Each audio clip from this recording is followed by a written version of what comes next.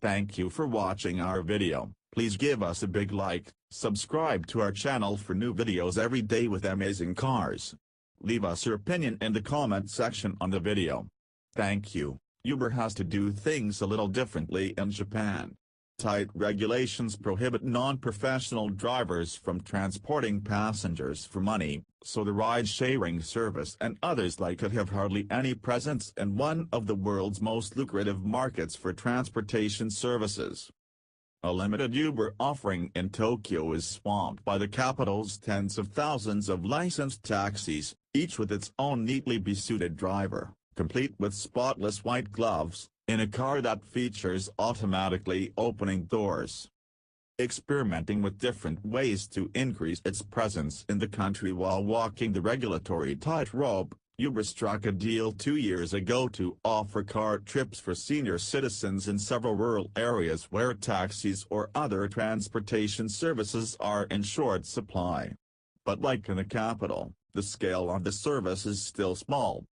Moving forward, Uber is about to launch a new service that looks set to be its most significant expansion yet in the Asian nation, Reuters reports. Launching in the coming months on Awaji Island near the city of Osaka, Uber is linking its app to around 20 local taxi companies, offering rides to the island's 150,000 inhabitants as part of a trial. Uber Japan spokesperson Kei Hattori told Reuters that the company is now concentrating on partnerships with taxi companies in the country, adding, "We would like to expand this nationwide." With the country's taxi regulations likely to stay firmly in place for the foreseeable future, the kind of ride-sharing service familiar to many Americans still looks to be some way away for most of Japan's citizens. Competitors are still finding their way in the country, testing various formats to see which prove most effective while at the same time staying on side with local officials as well as Japan's strong taxi lobby. Uber faces tough competition from the established line taxi service, an offshoot of Japan's most popular messaging app. Similar to Uber's upcoming service in Awaji, Line Taxi has partnered with existing taxi firms to provide on-demand rides.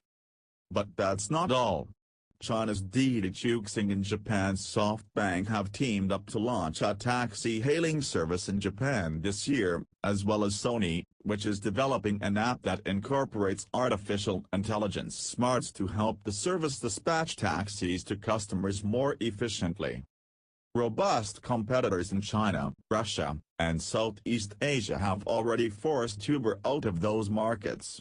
The pressure is now on to find a format that works in Japan. Thank you for watching our video. Please give us a big like, subscribe to our channel for new videos every day with amazing cars. Leave us your opinion in the comment section on the video. Thank you.